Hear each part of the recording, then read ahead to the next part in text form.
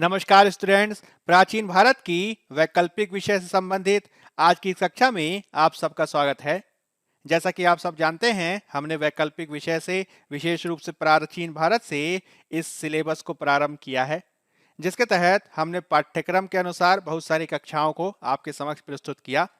आप सभी जानते ही हैं कि वर्तमान में हमने सिंधु घाटी सभ्यता पर चर्चा को प्रारंभ किया है और इसके तहत प्रारंभिक परीक्षा और मुख्य परीक्षा दोनों के ही दृष्टिकोण से कुछ महत्वपूर्ण तथ्य और संकल्पनाएं हमने आपके सामने प्रस्तुत की। आज की इस क्लास में हम मुख्य रूप से हड़प्पा के पतन के पश्चात किस प्रकार की स्थिति भारतीय उपमहाद्वीप में देखने को मिलती है, उस पर हम चर्चा करेंगे और मुख्य रूप से हम परवर्ती हड़प्पा संस्कृति और उसके महत्व को समझने के साथ ही विभिन्न प्रकार की ताम्र पाषाणकालीन संस्कृतियां, विभिन्न प्रकार की मृदभांड संस्कृतियों को समझने का प्रयास करेंगे। आपको ये ध्यान रखना है कि हमारी जो 13वीं क्लास है, क्लास नंबर 13, उसमें भी हमने विविध प्रकार की ताम्र पाषाणकालीन संस्कृतियों की आपके साथ चर्चा की है, तो उसको भी आपको देखना है और समझने का प्रयास करना है। मुख्य रूप से आप इन सब चीज़ों को किस प्रकार से समझेंगे, किस तरीके से उसको आपस में लिंक किया जा सकता है, इन सारी बातों को हम आपके साथ आज डिस्कस करेंगे। तो सबसे पहले हम देख लेते हैं, हम बात करने जा रहे हैं परवर्ती हड़प्पा। किसकी बात करेंगे हम? तो हम बात करेंगे परवर्ती हड़प्पा संस्कृति और उसका महत्व। टॉपिक का नाम क्या है? टॉपिक का नाम है परवर्ती हड़प्पा संस्कृति और उसका महत्व। सबसे पहली बात जो हमने पिछली क्लास में आपके साथ डिस्कस की थी वो ये थी कि लगभग 1900 ईसा पूर्व के काल में, ठीक है, इतिहासकारों का ये मानना है कि लगभग 1900 ईसा पूर्व के काल में हम जो इंडस वैली सिविलाइजेशन है, सिंधु घाटी सभ्यता अथवा हड़प्पा सभ्यता है, उसका जो एक प्रकार का आप कह सकते हैं मेच्योर फेज है, ठीक है, जो एक प्रकार का मेच्योर फेज है, उसका हम क्या देखते हैं? तो एक प्रकार का पतन देखते हैं। पहले ये माना जाता था कि पतन से तात्पर्य एक प्रकार से इस तरीके से लिया जाता है कि हम एक तरीके से उसके विनाश को देख रहे हैं, जिसमें वहाँ के लोगों का हम एक तरीके से विविध कारणों के चलते विनाश देखते हैं। लेकिन आज की जो वर्तमान की सोच है वह इस बात पर बल देती है कि जब हड़प्पा संस्कृति के पतन की बात की जाती है तो उसमें मुख्य रूप से एक प्रकार का हम रूप परिवर्तन देखते हैं। रूप परिवर्तन का मतलब क्या हुआ कि जो मेच्योर फेज के तहत जो हम नगरीकरण और सत संबंधित विशेषताएं वगैरह देखते हैं, जिसमें नगरीकरण की विशेषताओं के साथ जो मानक मोहरे हैं या फिर इसी से संबंधित दूसरी प्रकार की विशेषताएं हैं, उन सब का पतन हो गया। लेकिन परवर्ती हड़प्पा संस्कृति में हम ये क्या देखेंगे कि जब बात की जाएगी परवर्ती हड़प्पा संस्कृति की, तो आपको ये ध्यान रखना है कि जब भी आप परवर्ती हड़प्पा संस्कृति पढ़ेंगे तो एक शब्द आपको ध्यान रखना है, वो ये है कि हम इसमें नगरीय चरण से, ठीक है, हम इसमें नगरीय चरण से एक प्रकार के ग्रामीण चरण को देखते हैं। क्या देखते हैं? नगरीय चरण से ग्रामीण चरण को देखते हैं। यानी मेच्योर हड़प्पा फेज का जो नगरीकरण की विशेषताएं हैं वह हमें दिखाई नहीं देती हैं, अपितु इसका एक ग्रामीण चरण देखने को मिलता है। ठीक, इसमें हमने आपको बताया है कि किस प्रकार से जब हड़प्पा सभ्यता की बात की जाती है तो उसके विविध प्रकार के फेजेस को आपको ध्यान रखना है कि किस तरीके से का को उद्भव हुआ, किस तरीके से एक मेच्योर या फिर विकसित अवस्था में देखी गई और फिर उसके बाद इसके पतन के पश्चात हम इसके ग्रामीण फेज को देखते हैं, जिसमें आरंभिक हड़प्पा संस्कृति के बारे में बात की जाती है, ठीक है, जिसके बारे में बात किया जाता है कि वो लगभग 3200-2600 ईसा पूर्व में देखी गई। फिर उसके बाद एक प्रकार का विकसित हड़प्पा काल देखा जाता है, जिसके बारे में माना जाता है कि ये विकसित हड़प्पा काल लगभग 2600 से 1900 ईसा पूर्व के काल में देखा गया। और फिर उसके बाद जो है हम एक तरीके की परवर्ती हड़प्पा संस्कृति को देखते हैं, जो मूल रूप से 1900 से लेकर 1300 ईसा पूर्व के काल में देखी जाती है। ठीक है, तो परवर्ती हड़प्पा संस्कृति को ही आपको समझना है। जब परवर्ती हड़प्पा संस्कृति के बारे में बात करेंगे तो इसमें पहली बात क्या मैंने आपको बताई कि हम इसमें एक प्रकार का ग्रामीण चरण देखते हैं। ठीक है, पहली विशेषता इसकी क्या हो जाएगी कि परवर्ती हड़प्पा संस्कृति का जो तात्पर्य है, ठीक, जो परवर्ती हड़प्पा संस्कृति का तात्पर्य है वह क्या है? तो हड़प्पा सभ्यता के एक ग्रामीण चरण से है और इसी रूप में इसे एक प्रकार की उप हड़प्पाई संस्कृति, ठीक है, उप हड़प्पा संस्कृति के रूप में इसे जाना जाता है। ठीक, आरंभ में जब हम हड़प्पा संवर्ग के बारे में या फिर हड़प्पा संस्कृति के बारे में जब हम बात करते थे तो उसमें एक प्रकार से कहा जाता था कि उसका आकस्मिक पतन हुआ। ठीक, इसके अनुसार हड़प्पा संस्कृति के पतन का तात्पर्य था कि हड़प्पाई परंपराएं पूरी तरीके से समाप्त हो गई। हालांकि वर्तमान में जो नवीन शोध हैं वह जो है इस मत पर प्रश्न चिन्ह लगाते हैं और वर्तमान में माना जाने लगा है कि यह सभ्यता अपने परिवर्तित रूप में देखी जाती है, भले ही इसका जो मेच्योर फेज का जो नगरीय चरण की विशेषताएं थी उनका क्या हो जाता है, उनका अवसान हो जाता है। ठीक, यानी परवर्ती हड़प्पा संस्कृति के काल में आपको कौन सी बात ध्यान रखनी है जब हम बात करेंगे परवर्ती हड़प्पा संस्कृति के काल की, तो मुख्य रूप से इसमें आपको ध्यान रखना है कि 1900 से लेकर 1300 ईसा पूर्व का काल महत्वपूर्ण है। और इसमें आपको किस तरीके से ध्यान रखना है, तो इसमें दो तरीके से आपको इसको समझना है। परवर्ती हड़प्पा संस्कृति या फिर हम कह सकते हैं कि 1900 से लेकर 1300 ईसा पूर्व के काल में भारतीय उपमहाद्वीप में, ठीक है, भारतीय उपमहाद्वीप में किस प्रकार की स्थिति थी। ठीक है, भारतीय उपमहाद्वीप में किस प्रकार की स्थिति थी, इस बात को ध्यान रखना है। इसमें एक तरफ तो पढ़ना है हमें परवर्ती हड़प्पा संस्कृतियों के बारे में, परवर्ती हड़प्पा संस्कृतियां। ठीक है, ध्यान रखेंगे शब्द इस्तेमाल किया गया है परवर्ती हड़प्पा संस्कृतियां, यानी 1900 से लेकर 1300 ईसा पूर्व के काल में विविध प्रकार की हड़प्पाई संस्कृतियों को हम देखेंगे। इसके अलावा इसी काल में हम कुछ अन्य प्रकार की ताम्र पाषाण कालीन संस्कृतियां, अन्य प्रकार की ताम्र पाषाण कालीन संस्कृतियां भी हम देखते हैं। अन्य ताम्र पाषाण कालीन संस्कृतियां जो मुख्य रूप से 1900 से लेकर 1100 ईसा पूर्व के काल में देखने को मिलती हैं। जब हमने क्लास 13 में नवपाषाण काल के बाद ताम्र पाषाण काल का अध्ययन किया था तो आपको ये ध्यान रखना है, मैंने आपको बताया था कि भारतीय उपमहाद्वीप में किसी एक काल में कोई केवल एक संस्कृति देखने को नहीं मिलती है। भारतीय उपमहाद्वीप इतना व्यापक क्षेत्र है कि वहां पे अलग अलग समय में अलग अलग प्रकार के हम विकास के चरणों को देखते हैं।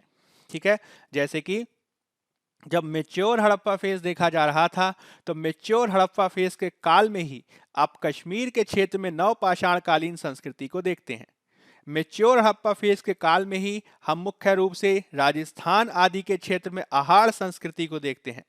इसी प्रकार से दक्षिण भारत में भी हम विविध प्रकार की नवपाषाण कालीन संस्कृतियों को देखते हैं और इस बात के साक्ष्य मिलते हैं कि इन सभी का हड़प्पाई संस्कृति के साथ लगातार संबंध बना रहा था। इस प्रकार का जो परिवर्तन है, इस प्रकार की जो विविधता है, वह हड़प्पा संस्कृति के पतन के पश्चात भी देखी गई, जिसमें एक तरफ तो हम परवर्ती हड़प्पाई संस्कृतियों को देखते हैं और दूसरी तरफ हम विविध प्रकार की अन्य ताम्र पाषाण कालीन संस्कृतियों को देखते हैं। इस चीज को आपको ध्यान रखना है, जिसको मैं आपको आगे बताऊंगा। ठीक है, इसमें हमने पहले लगातार चर्चा की है किस प्रकार से जो मानव इतिहास का काल है वह लगातार विविध कारकों के आधार पर आगे बढ़ता रहा है, जिसके तहत नवपाषाण काल के तहत जो तकनीकी विकास का काल देखा गया उसके चलते हम कृषि के उद्भव को देखते हैं, विविध प्रकार की मृदभांड संस्कृतियां देखते हैं और पश्चिमोत्तर भारत के क्षेत्र में हम कुछ नवपाषाण कालीन बस्तियों के साथ ही आरंभिक हड़प्पाई संस्कृतियों का विकास देखते हैं। शुरुआत में व्यक्ति जो है पाषाण आधारित उपकरणों का इस्तेमाल कर रहा था। उन पाषाण आधारित उपकरणों के बाद सबसे पहले व्यक्ति के द्वारा, मनुष्य के द्वारा तांबे का प्रयोग करना शुरू किया गया और धीरे धीरे बहुत सारी ताम्र पाषाण कालीन संस्कृतियां देखने को मिलती हैं। इसी काल के समकक्ष लगभग 2500 से 2600 ईसा पूर्व के काल में हम पश्चिमोत्तर भारतीय उपमहाद्वीप के क्षेत्र में हड़प्पाई संस्कृति का एक मेच्योर फेज देखते हैं। यह एक ऐसा फेज है जिसमें मनुष्य ने तांबे में, आपको याद रखा होगा, तांबे में टिन को मिलाकर कांसे का उपयोग करना शुरू किया और उस हड़प्पा संस्कृति के फेज में हम एक मेच्योर हड़प्पा संस्कृति का फेज देखते हैं जिसमें व्यक्ति कांस्य युग में प्रवेश करता देखने को मिलता है। हालांकि ये जो मेच्योर सभ्य हड़प्पा संस्कृति का पूरा फेज है ये 1900 ईसा पूर्व तक आते आते इसका पतन हो गया। यानी परवर्ती हड़प्पा काल में हम एक प्रकार की ग्रामीण चरण को देखते हैं और इस काल में किस प्रकार की विशेषताएं दिखाई देती हैं उसको कम से कम नहीं तो दो रूपों में समझ सकते हैं। एक तरफ तो विविध प्रकार की परवर्ती हड़प्पाई संस्कृतियां हमें दिखाई देंगी और दूसरी तरफ कुछ अन्य प्रकार की ताम्र पाषाण कालीन संस्कृतियां हमें दिखाई देंगी। ताम्र पाषाण कालीन संस्कृतियों का मतलब क्या है कि यहाँ पे मनुष्य पत्थर के साथ जो है तांबे का इस्तेमाल कर रहा है। और क्लास नंबर 13 में मैंने आपको बताया था, आप ये ध्यान रखेंगे कि ताम्र पाषाण कालीन संस्कृतियां भारतीय उपमहाद्वीप के काल में एक लंबे इतिहास का प्रतिनिधित्व करती हैं। इसमें आप ये पाएंगे कि ये हड़प्पा सभ्यता के साथ, यानी जो मेच्योर हड़प्पा सभ्यता का फेस है, उससे पहले भी विद्यमान रही, हड़प्पा सभ्यता के दौरान भी विद्यमान रही और हड़प्पा सभ्यता के पतन के पश्चात भी विविध प्रकार की ताम्र पाषाण कालीन संस्कृतियां देखने को मिलती हैं।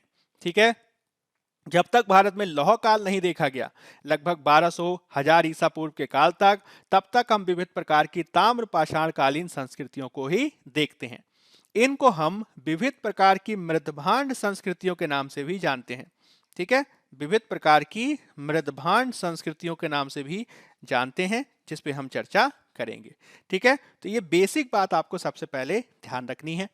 अब दूसरी बात आपको क्या ध्यान रखनी है कि जब हम परवर्ती हड़प्पाई संस्कृति की बात करते हैं, ठीक, आपको क्या ध्यान रखना है कि जब हम परवर्ती हड़प्पा संस्कृति की बात करते हैं तो सबसे पहले आपके मन में ये प्रश्न आना चाहिए कि परवर्ती हड़प्पा संस्कृति के कौन कौन से उदाहरण देखने को मिलते हैं। ठीक है, इसमें मुख्य रूप से 1900 से लेकर 1300 ईसा पूर्व के काल में कौन कौन सी संस्कृतियों के उदाहरण हमें देखने को मिलते हैं। तो आपको ये ध्यान रखना होगा, परवर्ती हड़प्पाई संस्कृतियों को कम से कम 5 भागों में बांटकर देखा जाता है। किसमें देखा जाता है? 5 भागों में बांटकर देखा जाता है। जैसे कि जो सिंध का क्षेत्र है, वहां पर जो संस्कृति हमें देखने को मिलती है उसे झूकर संस्कृति के नाम से जाना जाता है। ठीक है, उसे क्या कहा जाता है? झूकर संस्कृति।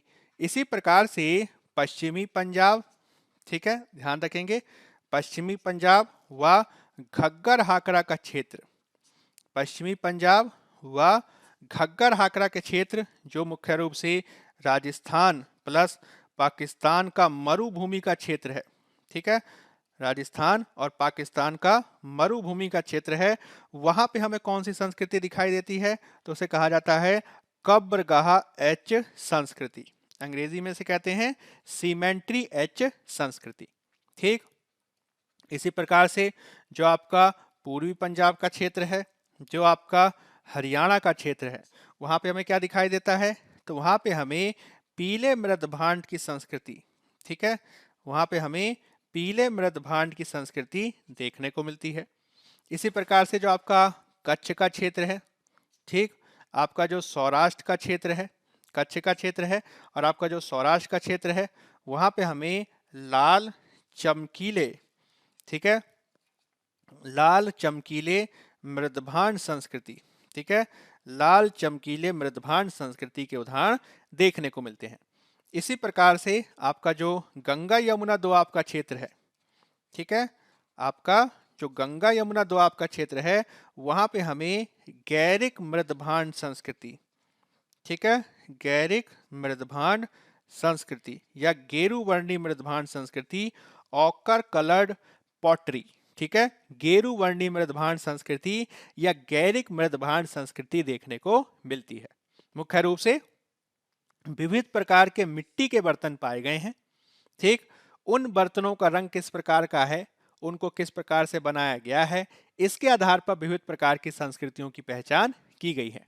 जैसे कि पीले रंग के मृदभांड बने हैं तो उसका नाम हो गया पीले रंग की मृदभांड संस्कृति।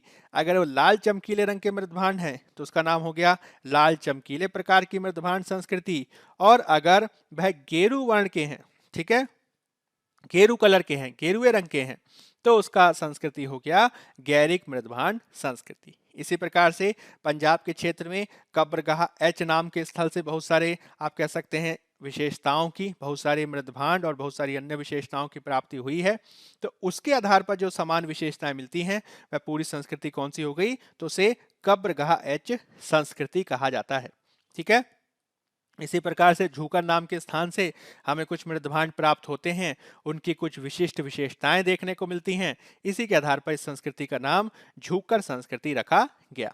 ठीक है, तो इन सब के बारे में आपसे मुख्य रूप से आपको ध्यान रखना है कि इनकी सामान्य विशेषताएं किस प्रकार की हैं। इनका महत्व किस प्रकार का है, इस पर आपसे इससे क्वेश्चन पूछा जा सकता है। ठीक है, किस तरीके से जो है इसमें वस्तुएं मिली हैं, इसमें किस प्रकार के जीवन स्तर का पता चलता है, किस प्रकार की संस्कृति के हमें इसमें दर्शन होते हैं, इसके बारे में आपसे क्वेश्चन पूछा जा सकता है। मुख्य रूप से परवर्ती हड़प्पा संस्कृति का महत्व भारतीय इतिहास में किस प्रकार से देखने को मिलता है, उस पे आपसे क्वेश्चन पूछा जा सकता है। ठीक, अब यहाँ पे क्वेश्चन एक यह भी हो सकता है आपके मन में कि आखिर इसे परवर्ती हड़प्पा संस्कृतियां क्यों कहा जाता है।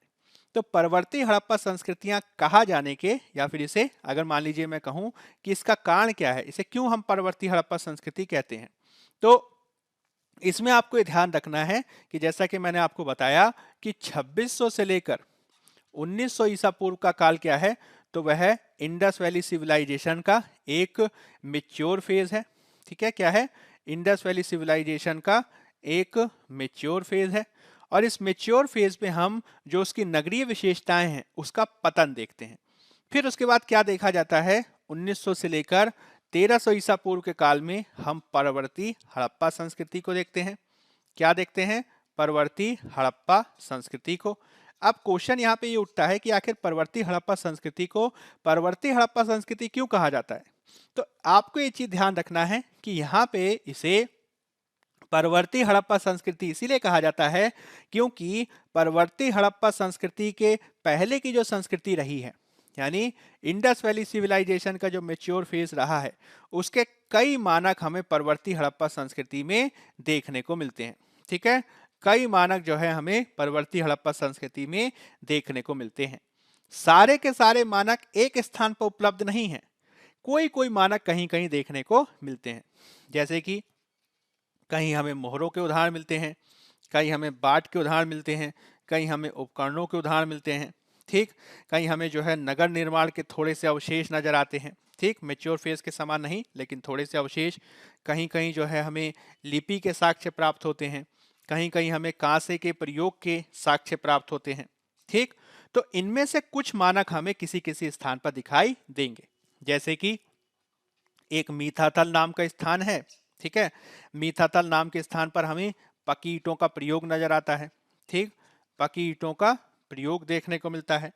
इसी प्रकार से मीठातल के साथ ही जो पकी ईंटों का प्रयोग है वह हम लाल किला साइट पे भी देखने को पाते हैं। ठीक है, लाल किला साइट है या फिर भगवानपुरा का क्षेत्र है। ठीक, लाल किला साइट है या फिर भगवानपुरा का क्षेत्र है। तो ये कुछ ऐसे क्षेत्र हैं जहां पे हमें कुछ उदाहरण देखने को मिल रहे हैं जिनका जुड़ाव मेच्योर हड़प्पा फेज से है। ठीक है, इसी प्रकार से जो महाराष्ट्र में जो दायमाबाद का क्षेत्र है, जो महाराष्ट्र में दायमाबाद का क्षेत्र है, वहां पे हमें थोड़ा बहुत लिपि का साक्ष्य मिलता है, कांसे का साक्ष्य मिलता है, जिस बात को दर्शाता है कि किसी न किसी रूप में इंडस वैली सिविलाइजेशन के मेच्योर फेज से इसका संबंध रहा है। ठीक है, इसी प्रकार से गुजरात के क्षेत्र में बेट द्वारका का क्षेत्र है, उस बेट द्वारका के क्षेत्र में हमें व्यापार के चिन्ह देखने को मिलते हैं।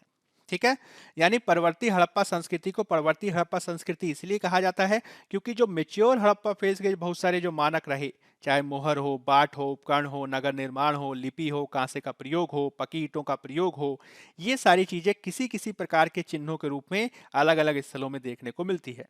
सारे के सारे चिन्ह नजर नहीं आ रहे हैं, कुछ ही चिन्ह हमें देखने को मिलते हैं। ठीक है, जैसे कि मीठातल से हमें पकी ईंटों का प्रयोग मिलेगा, दायमाबाद में लिपि और कांसे के साक्ष्य मिलेंगे, बेट द्वारका में हमें व्यापार के साक्ष्य मिलेंगे। तो ये एक प्रकार से मेच्योर हड़प्पा का फेज नहीं है, यह क्षेत्रीय संस्कृति है। ठीक है, एक खास क्षेत्र विशेष में जो है हम इसका प्रसार देखते हैं, लेकिन यह अनुमान लगाया जा रहा है कि किसी न किसी रूप में इनका हड़प्पा के साथ संबंध रहा होगा। ठीक है, इनका स्वरूप क्षेत्रीय है, अलग अलग क्षेत्र में अलग अलग विशेषताएं देखने को मिलती हैं, लेकिन किसी न किसी रूप में इनका जुड़ाव मेच्योर हड़प्पा फेज से अनुमान लगाया जाता है, इसलिए इसे परवर्ती हड़प्पा संस्कृतियां कहा जाता है। ठीक, अब जो क्वेश्चन सबसे पहले आएगा वो क्वेश्चन इसके महत्व पर पूछे जाने की काफी संभावना है। ठीक है, परवर्ती हड़प्पा संस्कृति का महत्व आप किस रूप में देखते हैं, यहां पे आपसे क्वेश्चन पूछा जाएगा। ठीक है, तो कुछ पॉइंट्स आपको ध्यान रखने हैं। जैसे कि सबसे पहला पॉइंट, हड़प्पा सभ्यता का जो मेच्योर फेज था, उस हड़प्पा सभ्यता के मेच्योर फेज की सबसे बड़ी विशेषता ये थी कि हड़प्पाई वासी, जो मेच्योर फेज के हड़प्पाई वासी थे, उन्होंने विभिन्न क्षेत्रों में तकनीक और विज्ञान का प्रयोग काफी बेहतर रूप में किया था। और इस विज्ञान और तकनीक के प्रयोग के माध्यम से वो एक उत्कृष्ट स्तर पे पहुंचे थे, ठीक है, कई हाई लेवल पे पहुंचे। अब उसी तकनीकी ज्ञान का प्रसार, ठीक है, उसी तकनीकी ज्ञान का प्रसार जो है हम पाते हैं मेच्योर हड़प्पा फेज के पतन के पश्चात मुख्य रूप से परवर्ती हड़प्पाई संस्कृतियों में या फिर विविध प्रकार की अन्य ताम्र पाषाणकालीन संस्कृतियों में, ठीक है, जिसमें आप कह सकते हैं जो चित्रित प्रकार के, ठीक, चित्रित प्रकार के जो चमकदार प्रकार के जो मृदभांड बनाने की कला है, ठीक है, मृदभांड है, मिट्टी के बर्तन हैं, लेकिन वो चित्रित हैं, उस पर चित्रकारी की गई है, ठीक है, ज्योमेट्रिकल पैटर्न, विविध प्रकार के प्रतीक चिन्ह वगैरह बनाए गए हैं और उन पे बहुत अच्छी पॉलिश है, चमकदार है वो, ठीक। इसके अलावा चाक का प्रयोग किया गया है, ठीक है, चाक का प्रयोग करने के माध्यम से हम मृदभांड अच्छे प्रकार के बना पाए हैं। इसी प्रकार से हम जो है इस फेज में तांबे का प्रसार काफी बड़े क्षेत्र में देखते हैं, ठीक है, तांबे का प्रसार काफी बड़े क्षेत्र में देखते हैं। तो इस बारे में इतिहासकारों का ये मानना है कि जब मेच्योर हड़प्पा फेज का पतन हुआ तो इसके पश्चात जो जनसंख्या थी वह जो है पूर्व की तरफ यानी उत्तर प्रदेश आदि के क्षेत्र की तरफ और दक्षिण की तरफ यानी गुजरात और महाराष्ट्र के क्षेत्र की तरफ उसका प्रसार हुआ। और जैसे जैसे जनसंख्या का प्रसार हुआ वो जनसंख्या अपने साथ इस प्रकार के तकनीकी ज्ञान को लेके चली। यही कारण है कि इस फेज में हम विविध प्रकार की ताम्र पाषाणकालीन संस्कृतियों का प्रसार पूरे भारत में पाते हैं। और इसके पीछे का एक कारण यह भी माना जाता है कि मेच्योर फेज से जो विविध प्रकार का जो संपर्क था उसने जो है तकनीकी ज्ञान का प्रसार किया और इससे हुआ क्या कि हड़प्पाई तकनीक नए क्षेत्रों में विस्तारित हुई, ठीक। इसी प्रकार से दूसरा जो कृषि का क्षेत्र है, ठीक है, कृषि के क्षेत्र में हम एक प्रकार का प्रसार देखते हैं। हमने जब हड़प्पा काल की कृषि पढ़ी थी तो हमने आपको ये बताया था कि हड़प्पा काल में जो फसल प्रणाली है वह जो है हमें एक ही मौसम में विविध प्रकार की फसलों को उगाए जाने के साक्ष्य मिलते हैं। जैसे कि मैंने आपको बताया था कि कालीबंगा का जो क्षेत्र है वहाँ पे जो आपको हल के चिन्ह मिले हैं उन हलों के चिन्ह में सरसों और मटर दोनों को एक साथ उपजाए जाने के साक्ष्य मिलते हैं, यानी एक ही मौसम में वे रबी की फसल और खरीफ आदि की फसल कर रहे हैं। लेकिन हड़प्पा काल में हम ये देख रहे हैं कि जो एक ही मौसम में रबी और खरीफ आदि की फसल किए जाने के उदाहरण हमें मिलते हैं। अब परवर्ती हड़प्पा संस्कृति के तहत यह देखा गया कि ये और विकसित हुआ और एक प्रकार की दो फसली प्रणाली, ठीक है, एक प्रकार की दो फसली प्रणाली का विकास हम देखते हैं। क्या देखते हैं? एक प्रकार की दो फसली प्रणाली का विकास देखते हैं, यानी अब साल में हम दो प्रकार की फसलों को उगता हुआ देख रहे हैं। और अगर साल में दो प्रकार की फसलें उगेंगी तो इसका मतलब ये हुआ कि जो कृषि का जो उत्पादन है, ठीक है, कृषि का जो उत्पादन है उसमें भी वृद्धि होगी, ठीक है, और उसकी जो कृषि उत्पाद की जो संख्या है, ठीक है, कृषि उत्पाद की जो संख्या है उसमें भी वृद्धि होगी। तो परवर्ती हड़प्पा काल में हम कृषि का विस्तार देखते हैं। उस प्रसार में दो फसली कृषि प्रणाली का विकास देखते हैं, जिसने न केवल, आपको ध्यान रखना है, कृषि उत्पादन को बढ़ावा दिया अपितु उत्पादों की संख्या को भी बढ़ाया। यह आगे चलकर उत्पादन अधिशेष को और ज्यादा आगे बढ़ाएगा और इससे ज्यादा फसली क्षेत्र का विकास होने से हम क्या देखेंगे कि बहुत बड़े मात्रा में जो है बहुत बड़े क्षेत्र में हम कृषि क्षेत्र का विकास देखेंगे। ये आगे चलकर जो है बहुत सारे जनपदों के रूप में, महाजनपदों के रूप में विकसित रूप में दिखाई देगा, ठीक है। तो दूसरी बात आपको ध्यान रखनी है कृषि प्रसार के रूप में। तीसरी बात आपको क्या ध्यान रखना है कि जो ये कृषि विस्तार है, ठीक है, ये कृषि विस्तार जो हम देखने को पाते हैं उसके बारे में माना जाता है कि किसी न किसी रूप में इससे वैदिक आर्य भी प्रभावित हुए, ठीक है, वैदिक आर्य भी प्रभावित हुए। आगे हम पढ़ेंगे वैदिक काल के बारे में। तो वैदिक काल में हम ये देखेंगे कि वैदिक काल को मुख्य रूप से हम पूर्व वैदिक काल और उत्तर वैदिक काल में बांटते हैं। यह जो पूर्व वैदिक काल है उस पूर्व वैदिक काल में मुख्य रूप से जो उनकी अर्थव्यवस्था थी वह पशुपालन आधारित थी। लेकिन उत्तर वैदिक काल में हम ये देखेंगे कि यह मुख्य रूप से कृषि आधारित हो जाती है। तो जो वैदिक आर्यों की जो कृषि आधारित अर्थव्यवस्था देखने को मिलती है, उसके बारे में इतिहासकारों का मानना है कि किसी न किसी रूप में ऋग्वैदिक काल में जो आर्यों का पेशा पशुचारण था, पशुपालन था, वह उत्तर वैदिक काल में अगर कृषि मुख्य पेशे के रूप में दिखाई देता है, तो इसका महत्वपूर्ण कारक क्या है? ठीक है, इसका महत्वपूर्ण कारक क्या है? तो इसका महत्वपूर्ण कारक हड़प्पा संस्कृति का प्रभाव है। ठीक है, हड़प्पा संस्कृति का प्रभाव है। ये चीज आपको ध्यान रखनी है कि किस प्रकार से कृषि विस्तार से हम बहुत सारे इतिहासकार मानते हैं कि वैदिक आर्य प्रभावित हुए, जिसमें प्रारंभिक काल में जो वैदिक आर्य थे वह पशुपालन, पशुचारण को महत्व देखते थे, लेकिन उत्तर वैदिक काल में जिस प्रकार से उनका रूपांतरण कृषि के क्षेत्र में हुआ, यानी कृषि उनका मुख्य रूप से आजीविका का आधार बना, वह किसी न किसी रूप में हड़प्पाइयों के प्रभाव को इसमें माना जाता है। ठीक है, तो ये चीज आपको ध्यान रखनी है। ये क्या है? ये तीसरा पॉइंट है। फिर उसके बाद चौथा पॉइंट क्या ध्यान रख सकता है? तो धार्मिक क्षेत्र में योगदान। ठीक है, धार्मिक योगदान। धार्मिक योगदान का मतलब क्या हुआ कि मैंने आपको पिछले क्लास में बताया था कि किस तरीके से आपको ये चीज ध्यान रखनी है कि जो हड़प्पाई धर्म है, हड़प्पा सभ्यता के जो धार्मिक विशेषताएं हैं और जो वैदिक कालीन आगे हम देखेंगे उसकी विशेषताएं हैं, दोनों में बहुत सारे अंतर हैं। और जो वर्तमान में हमें जो एक प्रकार का हिंदू धर्म की विशेषताएं देखने को मिलती हैं, वह किसी न किसी रूप में हड़प्पाई धर्म और वैदिक धर्म दोनों का ही समागम है। इसमें बहुत सारे इतिहासकारों का ये मानना है कि चूंकि वैदिक आर्यों के बारे में बहुत सारे इतिहासकार इस तरीके से मानते हैं, इस रूप में इसे लेते हैं कि वे संभवतः जो है मध्य एशिया अथवा बाहर से आए हुए आप कह सकते हैं एक प्रकार से जनजातीय लोग थे, और उन्होंने जो है विविध प्रकार की संस्कृतियों को, विविध प्रकार की विशेषताओं को भारत से ही ग्रहण किया।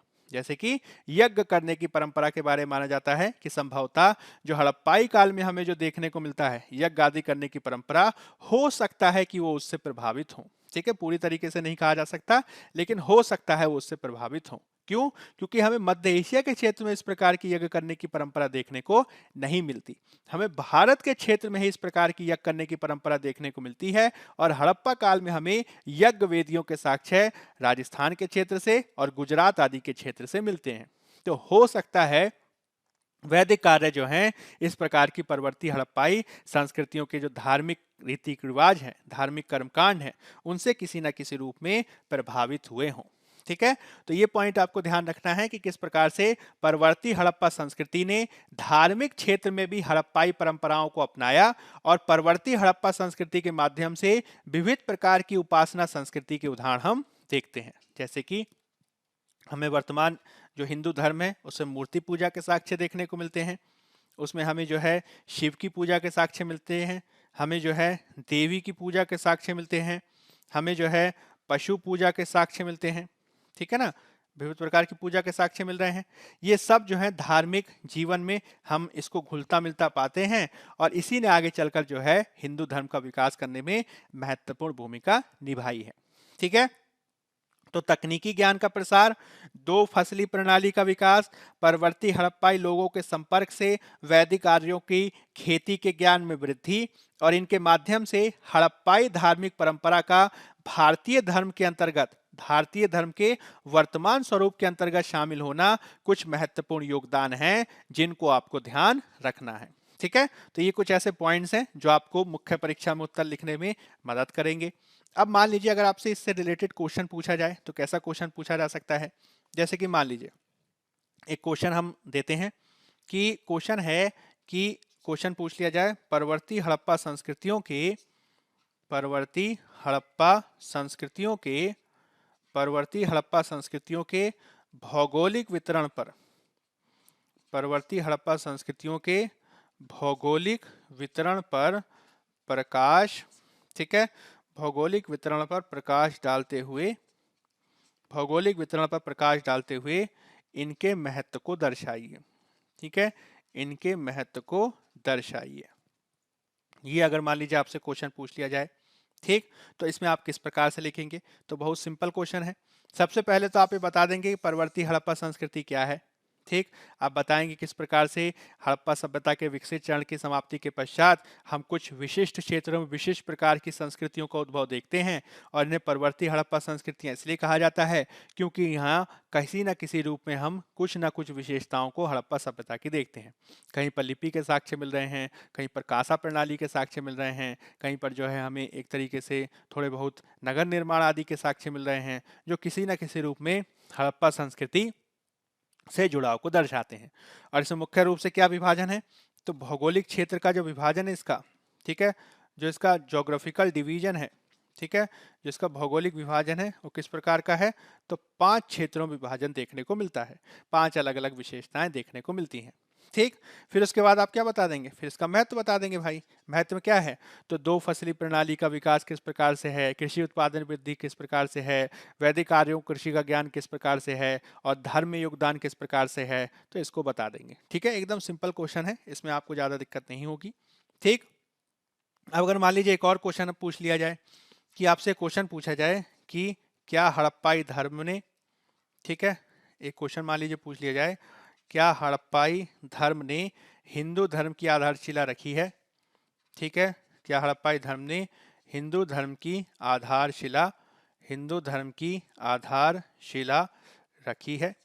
ठीक है, एक ही क्वेश्चन है, इसको कैसे लिखेंगे, तो देखिए जैसा कि मैंने आपको बताया, हमने पिछले क्लास में बताया, आगे भी इस पर डिस्कस करेंगे कि जब हिंदू धर्म की बात की जाती है तो हिंदू धर्म में सामान्य रूप से माना जाता है कि इसमें बहुत सारे कारकों का योगदान रहा है। जब तक हमारा ज्ञान है उसमें ये कहा जाता है कि इसमें वैदिक धर्म की भी भूमिका है, जो आगे हम देखेंगे, और साथ ही साथ वैदिक धर्म के साथ इसमें अवैदिक धर्म या फिर गैर वैदिक धर्म की विशेषताएं भी देखने को मिलती हैं। यानी हड़प्पाई वैदिक विशेषताएं भी हैं और गैर वैदिक विशेषताएं भी हैं, दोनों के मिश्रण से जो इसका वर्तमान स्वरूप हमें देखने को मिलता है उसका उद्भव हुआ है। ठीक है, अवैदिक विशेषताएं भी हैं या फिर उन्हें गैर वैदिक विशेषताएं भी कह सकते हैं। ठीक, आपको ये ध्यान रखना है कि हम इस बात को बताएंगे कि हड़प्पा सभ्यता के पतन के बावजूद भी जो हड़प्पा धर्म की हम जब बात करते हैं तो वह समाप्त होता दिखाई नहीं देता है, बल्कि परवर्ती हड़प्पाई संस्कृतियों के माध्यम से यह भारतीय धार्मिक परंपरा में घुलता मिलता दिखाई देता है। ठीक, इसमें हड़प्पाई धर्म के कुछ मूल तत्व जो हैं वह हमें हिंदू धर्म के निकट प्रतीत होते हैं। फिर भी आपको ये चीज ध्यान रखना है कि इसमें केवल और केवल हड़प्पाई धर्म की विशेषता ही शामिल नहीं है, अपितु कुछ अन्य विशेषताएं भी देखने को मिलती हैं। जैसे कि अगर मान लीजिए मैं आपसे ये कहूं कि इसमें वैदिक धर्म की विशेषताएं कौन कौन सी हैं, तो आप वैदिक काल की विशेषताएं कुछ बताएंगे जो हम आगे डिस्कस करेंगे।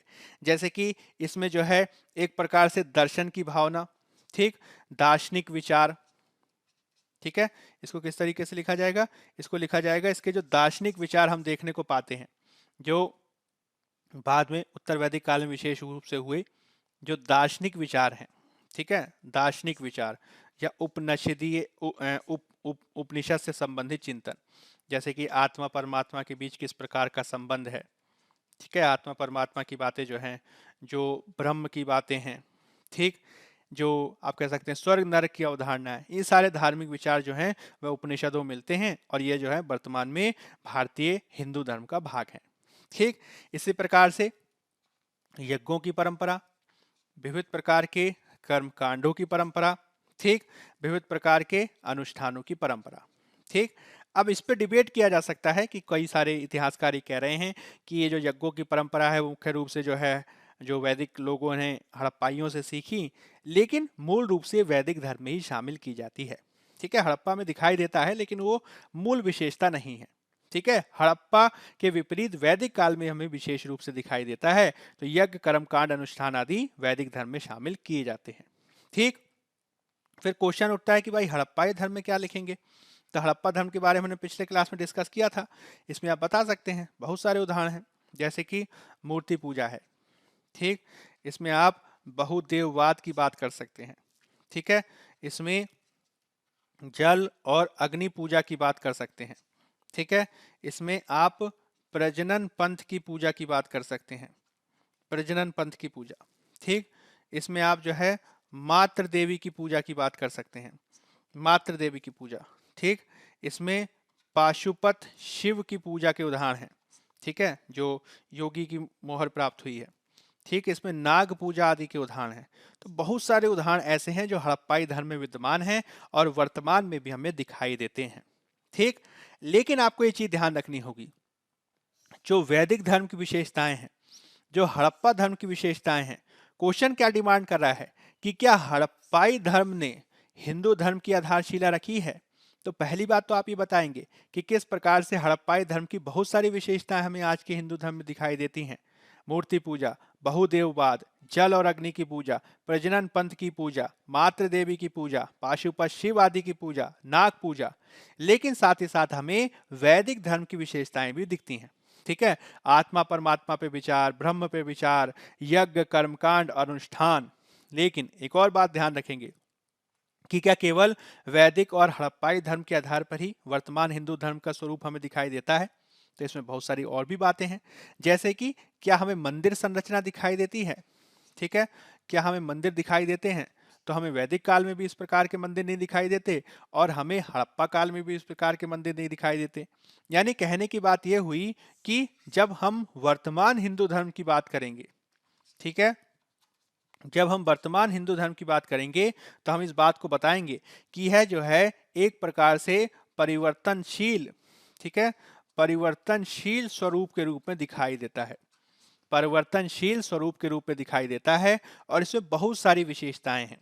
ठीक है, इसमें वैदिक भी विशेषताएं हैं, इसमें हड़प्पा भी विशेषताएं हैं और अन्य विशेषताएं भी हैं, और इन सभी ने मिलकर जो है वर्तमान हिंदू धर्म के स्वरूप को निर्धारित किया है और इसमें आज भी हम परिवर्तनों को पाते हैं।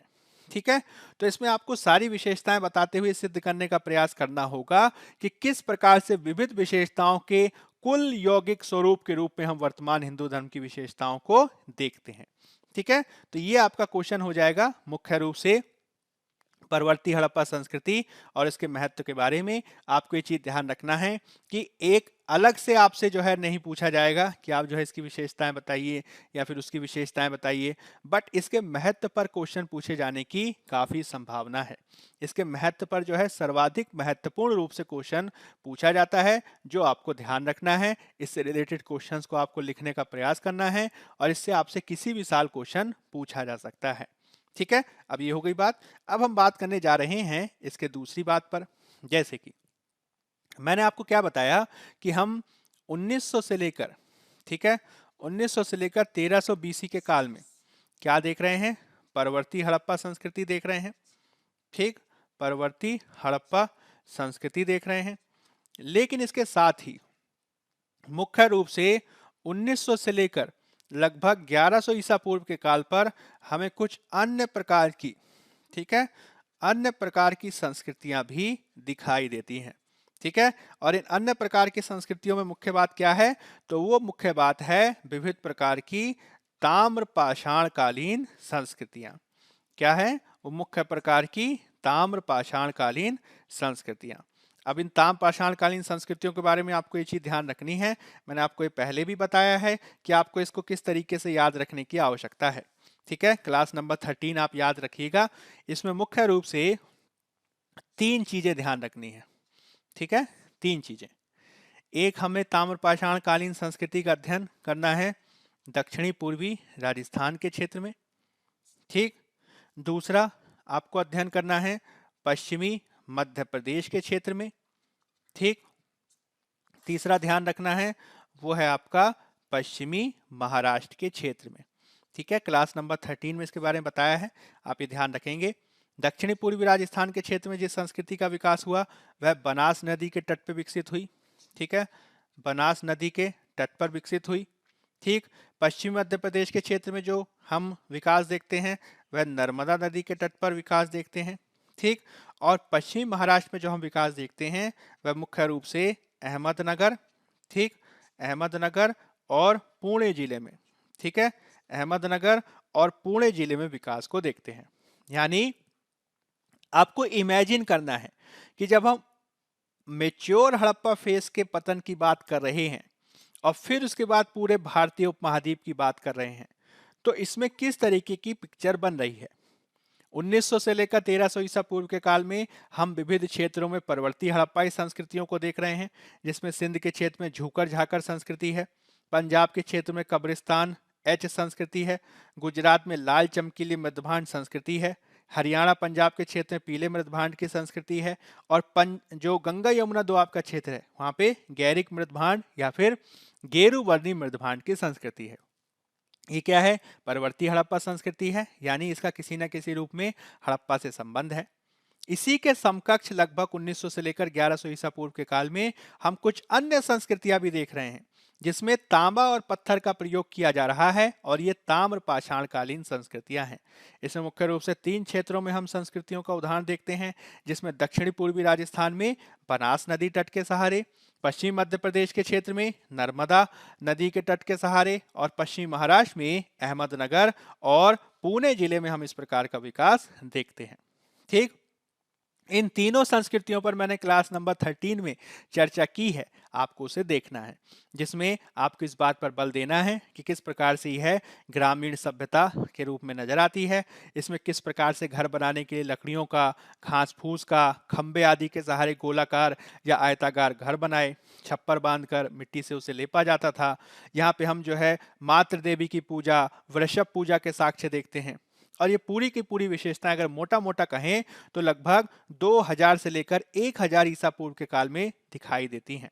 ठीक है, इस बात को मैं पहले ही बता चुका हूं कि ये ताम्रपाषाण कालीन संस्कृतियां बहुत लंबे समय से दिखाई देने वाली संस्कृतियां हैं। ये हड़प्पा से पहले भी थीं, हड़प्पा के समकालीन भी थीं, और हड़प्पा के बाद भी दिखाई देती हैं। ठीक है, इसमें तांबे और पत्थर का प्रयोग देखने को मिलता है। ठीक, इसमें मुख्य रूप से दक्षिणी पूर्वी राजस्थान के क्षेत्र में आपको ध्यान होगा। ठीक है, मैं आपको बता देता हूं कि हम आहार संस्कृति का विकास देखते हैं। ठीक है, आहार संस्कृति के बारे में आपको ध्यान रखना है कि इसकी डेट्स जो हैं वो अलग अलग हैं। कहीं इसकी डेट्स 2000 से लेकर 1400 ईसा पूर्व मिलती है, कहीं इसकी डेट 2400 से लेकर 2400 से लेकर 1400 ईसा पूर्व मिलती है, और कहीं कहीं जो इसकी डेट है वह जो है 3000 से लेकर 1500 ईसा पूर्व तक भी मिलती है। ठीक है, अलग अलग डेट्स हैं। तो यह संस्कृति सबसे पुरानी संस्कृति होने का दावा कर सकती है। इसमें मुख्य रूप से इस बात पर बल दिया जाता है कि किस प्रकार से एक लंबे समय तक इस संस्कृति का विकास देखा गया, यानी हड़प्पा के पहले भी, हड़प्पा के दौरान भी, और हड़प्पा के बाद भी। ठीक है, जिसमें मुख्य रूप से इसके स्थल आप याद रख सकते हैं। ठीक, आहार नाम का स्थल है, ठीक है, गिलुंद नाम का स्थल है, और बालाथल नाम का स्थल है। आहार है, गिलुंद है और बालाथल है, और एक लंबे समय तक इसका विकास देखा गया। इसी प्रकार से पश्चिमी मध्य प्रदेश के क्षेत्र में जो आप कह सकते हैं, जो संस्कृति का हम विकास देखते हैं, यहाँ पे हम लिख सकते हैं, जिसमें अगर मान लीजिए मैं पश्चिमी मध्य प्रदेश की बात करूं, ठीक, पश्चिमी मध्य प्रदेश की बात करूं तो यहाँ पे हमें कायथा संस्कृति, ठीक है, कायथा संस्कृति देखने को मिलती है। आपको ध्यान होगा पिछली क्लास में उन्होंने बताया था, और दूसरी हमें मालवा संस्कृति देखने को मिलती है। ठीक है, 2 संस्कृतियां, कायथा और मालवा। कायथा संस्कृति का जो काल है वो मोटे तौर पर माना जाता है 2000 से लेकर 1800 ईसा पूर्व, और जो मालवा संस्कृति का काल है वह लगभग 1700 से लेकर 1400 ईसा पूर्व के काल में देखने को मिलता है। ठीक है, कायथा के क्षेत्र में एरण है, त्रिपुरी है, उज्जैनी का क्षेत्र है। मालवा का क्षेत्र मालवा है, नागता है, नवदा टोली है। ठीक है, 13 वाली क्लास में हमने बताया है। फिर उसके बाद जो है, अब जो महाराष्ट्र वाला जो क्षेत्र है, पश्चिम महाराष्ट्र वाला जो क्षेत्र है, वहां पे क्या दिखाई देता है? तो मुख्य रूप से वहां पे हमें जोरवे संस्कृति दिखाई देती है। क्या दिखाई देती है? जोरवे संस्कृति। जोरवे संस्कृति जो है वह 1400 से लेकर 700 ईसा पूर्व के काल में दिखती है। ठीक, इसमें अहमदनगर के क्षेत्र में, ठीक, धुले के क्षेत्र में और पुणे के क्षेत्र में कुछ क्षेत्र हमें दिखाई देते हैं, जैसे कि इसमें जोरवे महत्वपूर्ण है, दायमाबाद महत्वपूर्ण है, निवासा महत्वपूर्ण है, इनाम गांव महत्वपूर्ण है, चंदौली महत्वपूर्ण है, नासिक महत्वपूर्ण है, और ये सब जो है मुख्य रूप से ताम्र पाषाण कालीन विशेषताओं को दर्शाने वाली कुछ महत्वपूर्ण संस्कृतियां हैं। ठीक है, इससे आपसे किसी भी साल क्वेश्चन पूछा जा सकता है, जो आपको ध्यान रखना है। ठीक है, इस पर विस्तृत रूप से हमने जानकारी जो है क्लास नंबर 13 में दी है, ये आपको हमेशा ध्यान रखना है। ठीक, अब देखिए, एक पूरा का पूरा जो है हम कालक्रम समझने का प्रयास करेंगे कि किस प्रकार से भारत में विविध प्रकार से पाषाण काल से लेकर अब तक का विकास देखने को मिलता है। ठीक है, जैसे कि जब हमने पाषाण काल पढ़ा था तो आपको ध्यान होगा कि जब हमने पाषाण काल पढ़ा था तो मैंने आपको बताया था कि हम पाषाण काल को 3 रूपों में बांट कर देखते हैं। ठीक है, जिसमें मुख्य रूप से जो आपका पूरा पाषाण काल का काल है, ठीक है, पूरा पाषाण काल। फिर दूसरा क्या कौन सा काल है, तो मध्य पाषाण काल है। ठीक, और फिर तीसरा मैंने आपको बताया था वह आपका नव पाषाण काल है। ठीक है, इस तरीके से एक विकास देखने को मिलता है। पूरा पाषाण काल के बारे में माना जाता है कि ये 20 लाख साल से लेकर लगभग 10,000 साल ईसा पूर्व तक चला। ठीक, मध्य पाषाण काल 10,000 ईसा पूर्व के काल से लगभग 5500 ईसा पूर्व तक देखा गया, और नव पाषाण काल 5500 ईसा पूर्व से लेकर लगभग 3000 ईसा पूर्व तक देखा गया। ठीक है, ये डेट्स स्ट्रिक्ट नहीं है, केवल ऐसा ही नहीं है, वेरिएशन है इसमें। जैसे कि जो नव पाषाण काल है वो पश्चिमोत्तर जो आपका क्षेत्र है, जो आपका नॉर्थ वेस्ट का क्षेत्र है, वहां पे मेहरगढ़ आदि के क्षेत्र में 7000 ईसा पूर्व के काल में ही हम नव पाषाण कालीन विशेषताओं को देखते हैं। ठीक, जो आपका नॉर्थ ईस्ट का क्षेत्र है वहां पे 1000 ईसा पूर्व तक काल तक 1000 बीसी तक हम जो है नवपाषाण काल देख रहे हैं। तो भौगोलिक विशेषताओं के आधार पर हमें क्षेत्रीय विशेषताएं देखने को मिलती हैं, बट मोटे तौर पर इस प्रकार का विभाजन है। ठीक, फिर मैंने आपको बताया था कि चूंकि पूरा पाषाण काल एक बहुत लंबे काल का प्रतिनिधित्व कर रहा है, ठीक है, पूरा पाषाण काल एक बहुत लंबे काल का प्रतिनिधित्व कर रहा है, इसलिए इसको आगे चलकर 3 भागों में बांट देते हैं। ठीक है, जैसे कि निम्न पूरा पाषाण काल का काल है, मध्य पूरा पाषाण का काल है और उच्च पूरा पाषाण का काल है। ठीक है, 3 भाग हैं, जिसमें निम्न पूरा पाषाण काल 20 लाख से लेकर 1 लाख, ठीक है, ईसा पूर्व। मध्य पाषाण काल क्या है, तो 1 लाख से लेकर लगभग 40,000 बीसी। ठीक, और उच्च पूरा पाषाण काल है लगभग 40,000 से 10,000 ईसा पूर्व। ठीक है, आप देखिए टैली कर लीजिए, पूरा पाषाण काल 20 लाख से 10,000, तो ये आगे चलकर 3 भागों में डिवाइड हो गया, 20 लाख से 1 लाख, 1 लाख से 40,000, 40,000 से 10,000। फिर उसके बाद चीजें आगे यहां से बढ़ना शुरू हो गई, 10,000 से 5500 और फिर 5500 से 3,000, इस तरीके से है। जैसे कि हम शुरू करें तो पूरा पाषाण काल में भी डिवीजन करेंगे, निम्न पूरा पाषाण काल, मध्य पूरा पाषाण काल, उच्च पूरा पाषाण काल, फिर मध्य पाषाण काल और नव पाषाण काल। ठीक, अब आगे क्या स्थिति है ये आपको सबसे ज्यादा इंपॉर्टेंटली समझनी है, किस तरीके से भारत में डिवीजन, किस प्रकार से भारत में जो है विकास देखने को मिलता है, ये हमें देखना है कि नव पाषाण काल के पश्चात किस प्रकार की सिचुएशन हुई। ठीक है, नव पाषाण काल के बाद किस प्रकार की सिचुएशन हुई, ये आपको सबसे ज्यादा इंपॉर्टेंटली समझना है। ठीक है, यहाँ पे मैंने लिखा नव पाषाण काल व उसके बाद, नव पाषाण काल व उसके पश्चात। देखिए, तो नव पाषाण काल और उसके पश्चात किस प्रकार की सिचुएशन है, तो जब हमने नव पाषाण काल पढ़ा था तो मैंने आपको बताया था कि भारत के विविध विविध क्षेत्रों में हमें विविध विविध प्रकार की जो है नव पाषाण कालीन विशेषताएं देखने को मिलती हैं, जिसमें नव पाषाण कालिक स्थलों के रूप में जो है हम न केवल भारत के, भारतीय उपमहाद्वीप के पश्चिमोत्तर क्षेत्र में, आप कह सकते हैं मेहरगढ़ आदि का क्षेत्र है, वहां पे नव पाषाण कालिक विशेषताएं देखते हैं, साथ ही साथ पूर्वी भारत का क्षेत्र है, वहां पे भी हमें नव पाषाण कालिक विशेषताएं देखने को मिलती हैं। यानी नव पाषाण काल के बाद क्या स्थिति है, तो देखिए, सबसे पहला तो हम ये देखते हैं कि कुछ हमें नव पाषाण कालिक, ठीक है, कुछ हमें नव पाषाण कालिक स्थल देखने को मिलते हैं। ठीक है, इन स्थलों का हम बाद में पतन देखते हैं। ठीक है, इन स्थलों का बाद में पतन हो गया, जैसे कि मान लीजिए बुर्ज होम है, ठीक है, मान लीजिए गुफ कराल है, यहाँ पे हम जो है देख रहे हैं कि नव पाषाण कालिक स्थल हैं और बाद में इनका पतन देखने को मिलता है। लेकिन इसके साथ ही आप ये भी देखेंगे कि बहुत सारे ऐसे नव पाषाण कालिक स्थल हैं, ठीक है, नव पाषाण काल या नव पाषाण कालिक स्थल, इन नव पाषाण कालिक स्थल आगे चलकर ताम्र पाषाण काल की विशेषताएं दिखाते हैं।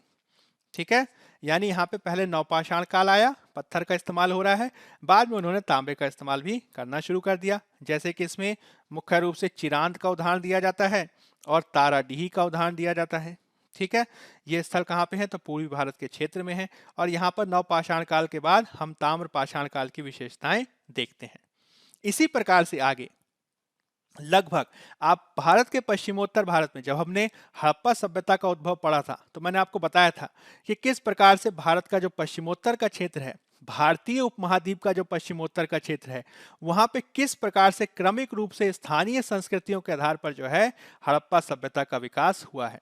मेहरगढ़ से हमें बहुत सारे जो है नवपाषाण कालिक स्थल मिलते हैं, किले गुल मोहम्मद है और बहुत सारे स्थल हैं।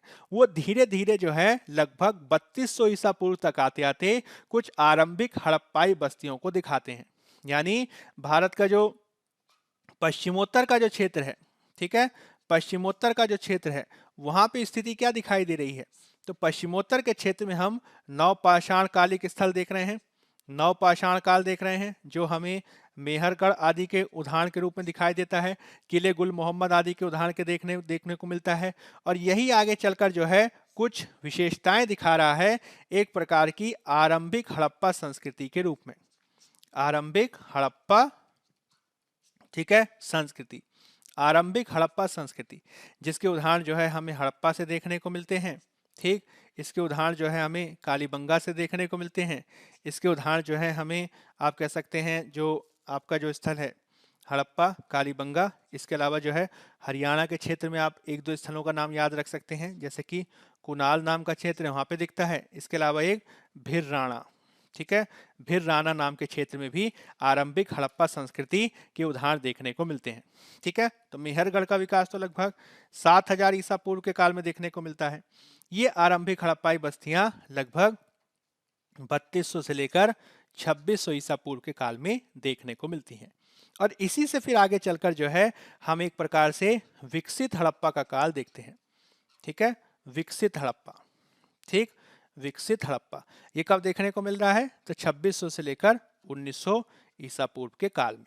ठीक, और मैंने आपको बताया था कि विकसित हड़प्पा काल जो है एक कांस्य युगीन सभ्यता का उदाहरण है, लेकिन इसका तात्पर्य ये नहीं है कि पूरा जो भारतीय उपमहाद्वीप का क्षेत्र है वहां पे हर क्षेत्र में हम कांस्य काल का उदाहरण देखते हैं।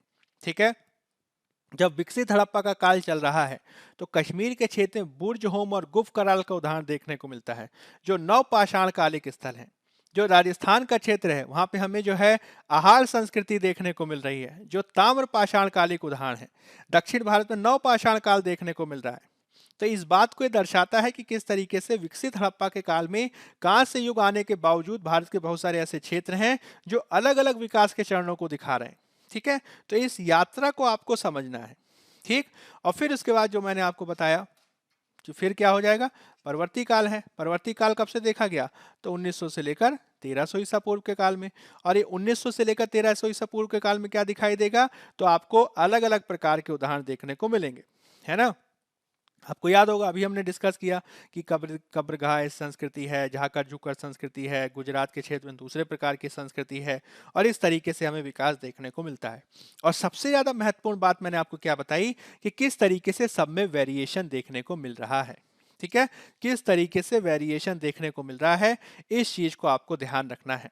ठीक, विशेष रूप से बहुत सारे इतिहासकार हैं जैसे कि डी.के. चक्रवर्ती आदि का यह मानना है कि किस प्रकार से जब हम विकसित हड़प्पा काल के पतन के पश्चात जब हम भारत के पूर्वी क्षेत्र में और भारत के दक्षिणी क्षेत्र में हम विविध प्रकार की ताम्र पाषाण कालीन संस्कृतियां, चालकोलिथिक संस्कृतियों का विकास देखते हैं, वह किसी न किसी रूप में जो है वह हड़प्पा का ही एक देन है। क्यों? क्योंकि हड़प्पा के द्वारा जो है परवर्ती हड़प्पा काल में एक प्रकार से तकनीक का प्रसार किया गया जिसने आगे चलकर भारत में बहुत सारी ताम्र पाषाण कालीन संस्कृतियों के विकास को दर्शाया। ठीक है, इसमें आपको उदाहरण मैंने आपको बताया था किस तरीके से आप उदाहरण याद रख सकते हैं, है ना। जैसे कि मान लीजिए आप इसमें परवर्ती हड़प्पा का उदाहरण याद रख सकते हैं। ठीक है, परवर्ती हड़प्पा कब से है? तो 1900 से लेकर लगभग 1300 बीसी। फिर उसके बाद अन्य संस्कृतियों में आप जो है ताम्र पाषाण कालीन संस्कृतियां याद रख सकते हैं। ताम्र पाषाण कालीन संस्कृतियां, ताम्र पाषाण कालीन संस्कृतियां। ठीक, तो ताम्र पाषाण कालीन संस्कृतियों में कायथा संस्कृति हो गया, मालवा संस्कृति हो गया, ठीक है, आहार हो गया। ठीक, इसके अलावा मैंने आपको बताया जोरवे हो गया। तो ये संस्कृतियां जो हैं देखने को मिल रही हैं। और अलग अलग क्षेत्रों में इनका विकास देखने को मिलता है। ठीक, इसी के समकक्ष कुछ और भी प्रकार की, आप ये ध्यान रखेंगे, इसी के समकक्ष जो है हमें कुछ और भी प्रकार की जो है महत्वपूर्ण रूप से मृदभांड संस्कृतियों का विकास देखने को मिलता है। ठीक है, इन मृदभांड संस्कृतियों में कम से कम जो है आपको 2 प्रकार की मृदभांड संस्कृतियों का उदाहरण ध्यान रखने हैं। ठीक है, 2 प्रकार की मृदभांड संस्कृतियों के उदाहरण आपको ध्यान रखने हैं। ठीक है, 2 प्रकार की मृदभांड संस्कृतियां हैं, जिसमें एक का नाम अभी मैंने थोड़ी देर पहले बताया था, एक का नाम है गैरिक मृदभांड संस्कृति। ठीक है, एक का नाम है गैरिक मृदभांड संस्कृति। ठीक, इस चीज को आप ध्यान रखेंगे। और दूसरी संस्कृति को कहा जाता है चित्रित धूसर मृदभांड संस्कृति।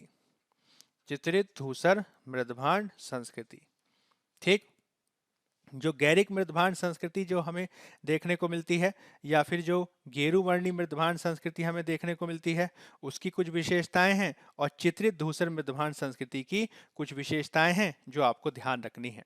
ठीक, जो चित्रित धूसर मृदभांड संस्कृति है वो अलग काल को रिप्रेजेंट करती है, और गैरिक मृदभांड संस्कृति कुछ अलग काल के प्रकार को दर्शाती है।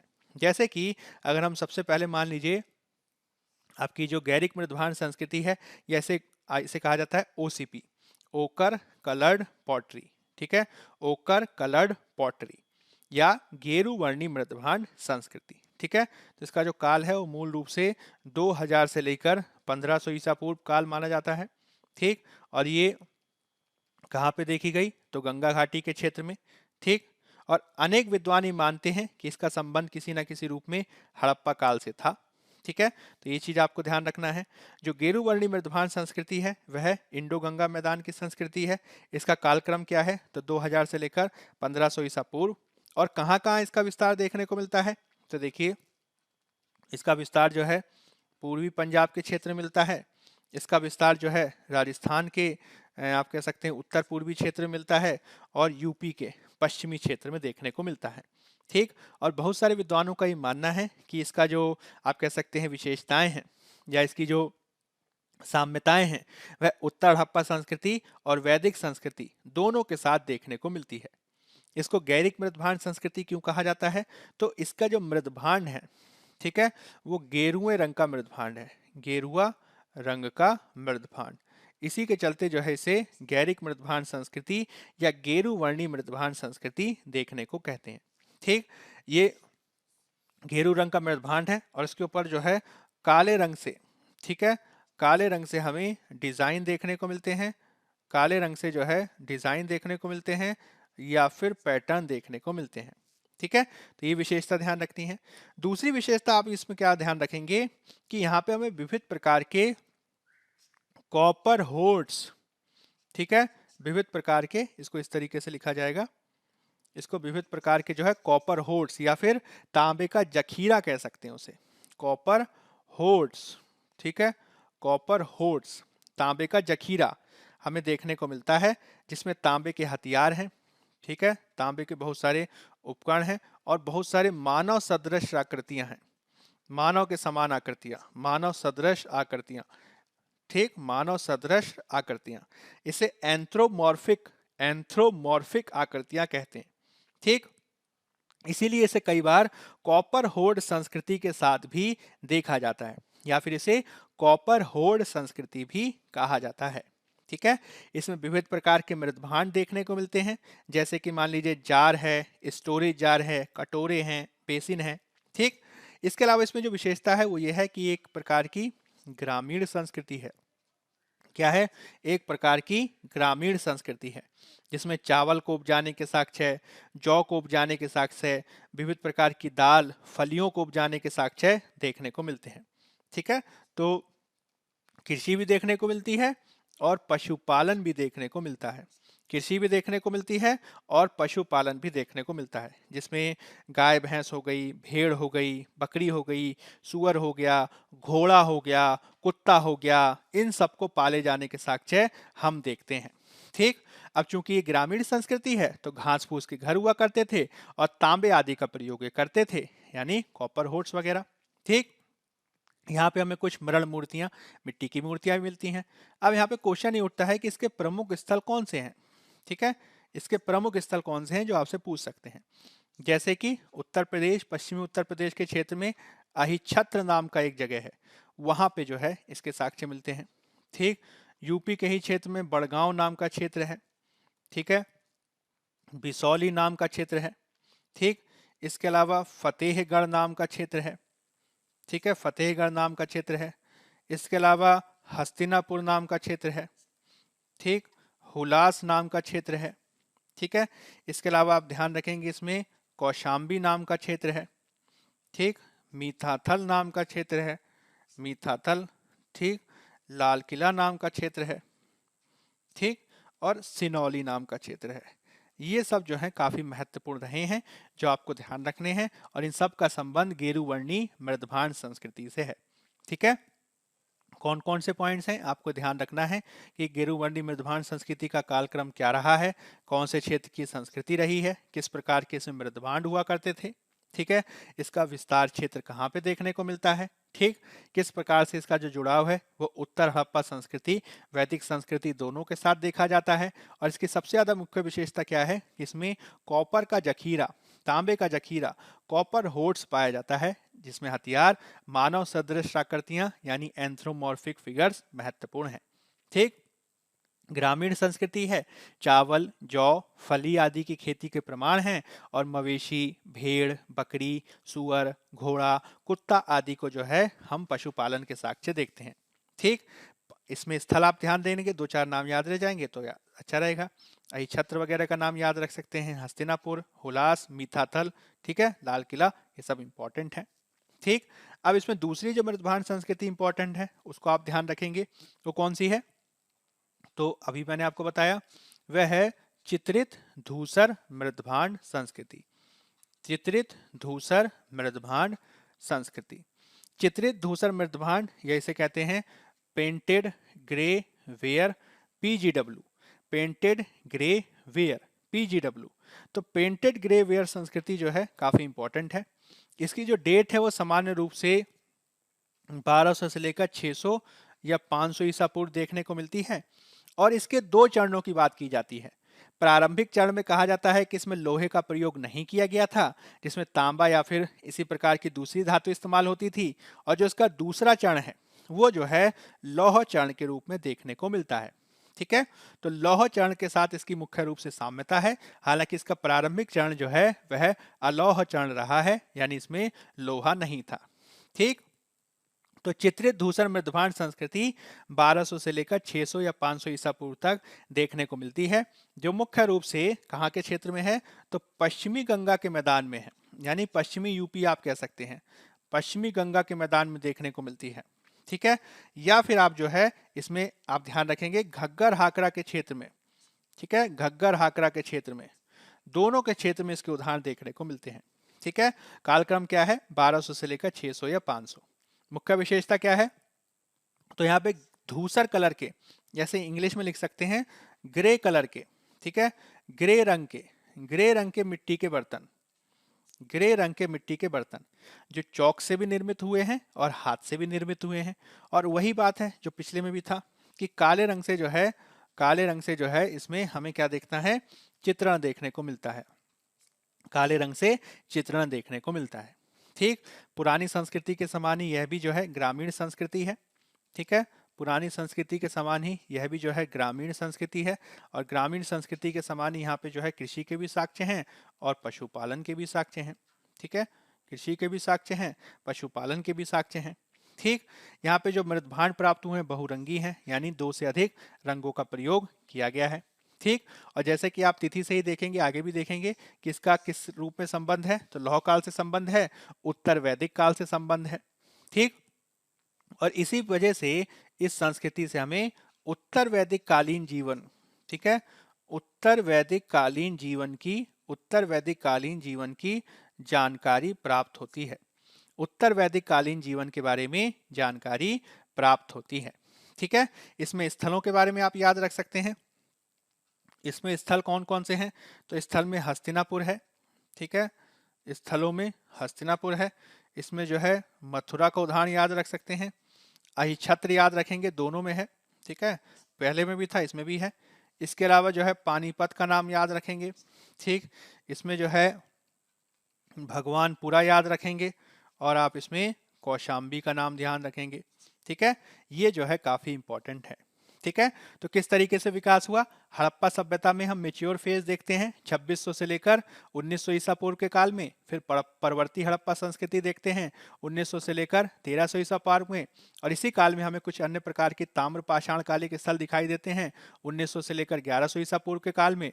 और इसी के समकक्ष मुख्य रूप से गंगा घाटी के मैदान में हमें दो महत्वपूर्ण मृदभांड संस्कृतियों के नाम ध्यान रखने हैं, जिसमें एक है चित्रित धूसर मृदभांड संस्कृति, ठीक, और दूसरी है हमारी मुख्य रूप से चित्रित धूसर मृदभांड संस्कृति और गेरुवर्णी मृदभांड संस्कृति। ठीक है, तो दोनों चीजों को ध्यान रखना है। अब इसी के बाद जो है आगे हम डिस्कस करेंगे मुख्य रूप से एक हमें जब हम लौह काल की बात करने लगते हैं, ठीक है, तो लौह काल में हमें दक्षिण भारत में महापाषाण काल देखने को मिलता है। ठीक है, दक्षिण भारत में महापाषाण काल देखने को मिलता है। महापाषाण काल की जो डेट है वह मुख्य रूप से 1300 ईसा पूर्व से लेकर लगभग 500 ईसा पूर्व तक कही जाती है। यानी ये लोहे से पहले भी है और लोह काल के पहले भी है। ठीक है, अतः 1300 हो गया तो इसका मतलब 1000 ईसा पूर्व के आसपास लोहे का हमें जो है आविष्कार प्रयोग देखने को मिलता है। तो इससे पहले भी संस्कृति विद्यमान है और लौह काल के दौरान भी विद्यमान है। ठीक, और आगे चलकर हम जो है 6ठी शताब्दी ईसा पूर्व में, ठीक है, 6ठी शताब्दी ईसा पूर्व में मुख्य रूप से उत्तर भारत में हम जिस मृदभांड संस्कृति को देखेंगे उसे नॉर्दर्न ब्लैक पॉलिश्ड वेयर, उत्तरी काली पॉलिशदार मृदभांड संस्कृति कहते हैं। क्या कहते हैं? उत्तरी काले पॉलिशदार, उत्तरी काले पॉलिशदार मृदभांड, उत्तरी काले पॉलिशदार मृदभांड, इसे कहते हैं एनबीपीडब्ल्यू की संस्कृति। ठीक है, ये मुख्य रूप से कब नजर आएगी? तो 1800 बीसी के बाद हमें ये देखने को मिलती है। तो किस तरीके से पूरा कालक्रम है वो आपको सबसे ज्यादा महत्वपूर्ण रूप से ध्यान रखना है, क्योंकि यहीं से सबसे ज्यादा महत्वपूर्ण रूप से क्वेश्चन पूछे जाने की संभावना है। ठीक है, तो ये चीज जो है आपको ध्यान रखनी है। ठीक है, तो इस तरीके से हमने परवर्ती हड़प्पा के साथ ही आपको विविध प्रकार की मृदभांड संस्कृतियों की भी हल्की सी झलक देखने का प्रयास किया। ठीक है, अब इसमें आपको क्या करना है, तो कुछ क्वेश्चंस हैं, मैं आपको कुछ क्वेश्चंस बता देता हूं, उन क्वेश्चंस को जो है आपको लिखने का प्रयास करना है। ठीक, तो देखिए एक क्वेश्चन है, एक क्वेश्चन मैं लिख देता हूं, हड़प्पा सभ्यता की परिधि के बाहर, हड़प्पा सभ्यता की परिधि के बाहर के क्षेत्र में, हड़प्पा सभ्यता की परिधि के बाहर के क्षेत्र में, ठीक है, हड़प्पा सभ्यता की परिधि के बाहर के क्षेत्र में कृषक समुदाय की अवस्थिति, ठीक है, कृषक समुदाय की अवस्थिति, कृषक समुदाय की अवस्थिति व महत्व पर प्रकाश डालिए, व महत्व पर प्रकाश डालिए। ठीक है, इस क्वेश्चन को आप लिखने का प्रयास कीजिएगा। मुख्य रूप से किस बात पे बात कर रहा है? हड़प्पा सभ्यता की परिधि के बाहर, यानी विविध प्रकार की ताम्र पाषाणकालीन संस्कृतियां या दूसरे प्रकार की नव पाषाणकालीन संस्कृतियों पे बात करना है। ठीक है, मुख्य रूप से जो क्वेश्चन है वो एक डिबेट सामने रखता है कि किस प्रकार से वर्तमान में बहुत सारे इतिहासकार जैसे कि डीके चक्रवर्ती आदि ये मानते हैं कि हमने हड़प्पा सभ्यता को बहुत ज्यादा महत्व दिया है, किंतु हड़प्पा सभ्यता की बाहर की सभ्यताओं पे हमने इतना ज्यादा बल नहीं दिया। ठीक है, उन पे भी बात करने की जरूरत है। जैसे कि हम जो है मेहरगढ़ की बात करें, हम कश्मीर के क्षेत्र में बुर्ज होम की बात करें, गुफ कराल की बात करें, मध्य गंगा घाटी में चिरांद की बात करें, ठीक, बंगाल के क्षेत्र में महिषदल की बात करें, ठीक, असम में सारूतारू की बात करें, यहाँ से भी हमें जो है ग्रामीण समुदायों के साक्ष्य मिल रहे हैं। प्रायद्वीपीय भारत में हमें ग्रामीण समुदायों की स्थापना के साक्ष्य मिल रहे हैं, जो नव पाषाणकालिक भी हैं, ताम्र पाषाणकालिक भी हैं, लौह पाषाणकालिक भी हैं, और इन सब से जो है हमें विविध प्रकार की विशेषताएं देखने को मिलती हैं। ठीक है, उन्होंने तांबे का बड़े मात्रा में प्रयोग किया है, व्यापक मात्रा में कृषि पद्धति के साक्ष्य मिलते हैं, विविध प्रकार की फसलों के उगाए जाने के साक्ष्य मिलते हैं, शिल्पों के साक्ष्य मिलते हैं, और इन सब संस्कृतियों के आधार पर ही जो है वह बेस तैयार हुआ है, जिसके तहत हम 6ठी शताब्दी ईसा पूर्व में मध्य गंगा घाटी के क्षेत्र में नगरीकरण को देखते हैं। ठीक है, इस चीज को आप बताएंगे कि किस तरीके से केवल और केवल हड़प्पा सभ्यता में ही हमें एक प्रकार से कृषक समुदाय देखने को नहीं पाते हैं, अपितु नवपाषाण काल से ही कृषकों की उपस्थिति देखने को मिलती है, जो पश्चिमोत्तर भारत के क्षेत्र में भी है, पूर्वी भारत के क्षेत्र में भी है, दक्षिणी भारत के क्षेत्र में भी है, और इन सब ने ही मिलकर भारत में एक नगरीय सभ्यता का आधार तैयार किया है 6ठी शताब्दी ईसा पूर्व में। ठीक है, तो ये चीज आपको ध्यान रखनी है। अब इसके अलावा एक और क्वेश्चन है, जैसे कि देखिए क्वेश्चन क्या है, क्वेश्चन है लिखित लिपि के अभाव में, लिखित लिपि के अभाव में, क्वेश्चन क्या है, लिखित लिपि के अभाव में ताम्र पाषाण कालिक या ताम्र पाषाण कालिक मृदभांड, ताम्र पाषाण कालिक मृदभांड, ठीक है, यानी मिट्टी के बर्तन, हमको, क्वेश्चन क्या है, हमको समकालीन संस्कृति, हमको समकालीन संस्कृति एवं जीवन शैलियों का, समकालीन संस्कृतियों एवं जीवन शैलियों का अद्भुत ज्ञान, जीवन शैलियों का अद्भुत ज्ञान देते हैं, अद्भुत ज्ञान देते हैं। आलोचनात्मक समीक्षा कीजिए। अच्छा क्वेश्चन है ये, आलोचनात्मक समीक्षा कीजिए। ठीक है, इस क्वेश्चन को आप लिखने का प्रयास कीजिएगा।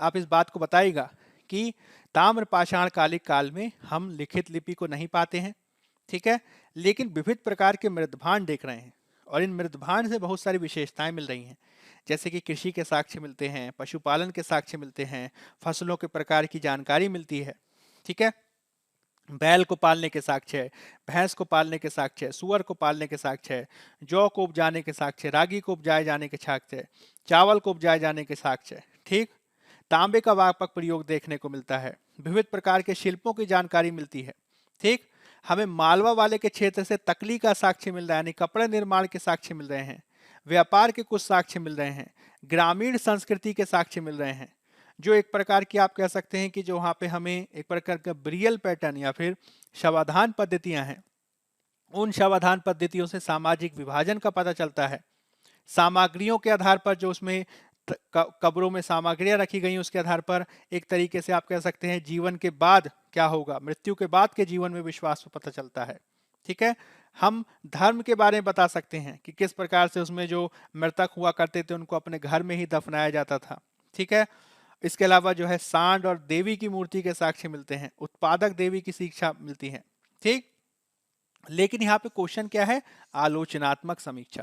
तो इसमें सीमा क्या बताएंगे, आप ये बताएंगे कि मृदभांड संस्कृतियां मूल रूप से भौतिक संस्कृतियों का प्रतिनिधित्व करती हैं, हड़प्पा के ही समान, आर्थिक गतिविधि में उनका क्या विचार था, राजनीतिक संगठन बनाने के बारे में उनका क्या विचार था, सामाजिक संबंध बनाने में उनका क्या विचार था, विचारधारा की जानकारी हमें उसमें प्राप्त नहीं होती है, यह जो है बहुत बड़ा इसका सीमा है, ठीक है। तो पुरातत्व के आधार पर हम ताम्र पाषाण कालिक स्थलों का अध्ययन बेहतर तरीके से कर पाते हैं, उस समय बहुत सारी जानकारी भी प्राप्त होती है, लेकिन मुख्य रूप से विचारधारात्मक जानकारी जो है हमें नहीं मिलती। हमें आर्थिक गतिविधियों की जानकारी मिल रही है, पशुपालन की, कृषि की, शिल्प की, सामाजिक जानकारी कुछ हद तक मिल रही है, शवाधान पद्धतियों के आधार पर, सामाजिक भिन्नता के आधार पर, धार्मिक जानकारी मिल रही है, मातृ देवी की पूजा, वृषभ की पूजा आदि, किंतु साहित्यिक साक्ष्य की अनुपस्थिति में हम ताम्र पाषाण कालीन समुदायों के राजनीतिक संगठन, सामाजिक संबंध, विचारधारा, इन सब की स्पष्ट जानकारी प्राप्त नहीं कर पाते हैं।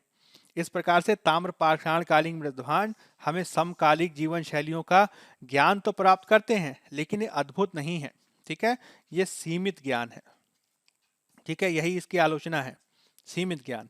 यही जो है आलोचना आप हड़प्पा सभ्यता में भी लिखेंगे कि हमें जानकारी तो मिल रही है लेकिन पूर्ण जानकारी नहीं मिल पा रही, और इसके लिए हम लगातार प्रयास कर रहे हैं, ठीक है। तो इस तरीके से पूरा का पूरा ये आपको ये ध्यान रखना है किस तरीके से विकास क्रम हुआ है, किस तरीके से ताम्र पाषाण कालीन संस्कृतियों का विकास हुआ है, किस प्रकार से मृदभांड संस्कृतियां देखने को मिल रही हैं, और जिस हड़प्पा सभ्यता के बारे में मानते थे कि वो पूर्ण रूप से समाप्त हो गई, वो विचार सही नहीं है, उसके बहुत सारे तत्व बाद के कालों में भी जारी रहे, जो धर्म के क्षेत्र में और गैर धर्म के क्षेत्र में दोनों में ही देखने को मिलते हैं, ठीक है। तो इस तरीके से आज की क्लास में हमने इस प्रकार से परवर्ती हड़प्पा सभ्यता और विविध प्रकार की मृदभान संस्कृतियों के बारे में आपके साथ चर्चा की। अब कल की जो आपकी क्लास होगी, नेक्स्ट आपकी जो क्लास होगी, उसमें हम महापाषाण काल पर आपके साथ चर्चा करेंगे और फिर उसके बाद हम वैदिक काल पे आगे बढ़ेंगे। तो होपफुली आज की क्लास आपके लिए लाभकारी रही होगी। आज की क्लास में फिलहाल इतना ही। धन्यवाद।